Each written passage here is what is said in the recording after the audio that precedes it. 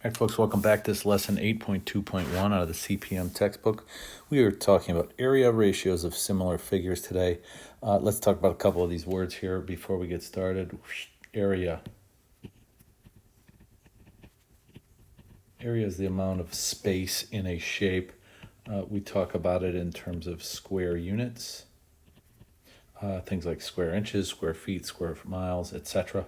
Amount of space in a shape. And we get that amount of space by doing a product of two dimensions. So somehow our formula for area of a shape has to include multiplying two dimensions together. Ratios. Been talking about ratios all year. A ratio is a comparison of two numbers.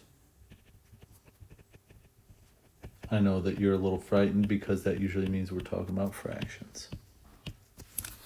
And then we've got this idea here of similar figures. Two figures are similar if they are the same shape but perhaps have a different size. And we call the ratio of those sizes the scale factor. And the scale factor is the ratio of size between two similar figures. Okay, that's enough of an intro. Let's go ahead and jump into the first page of the notes.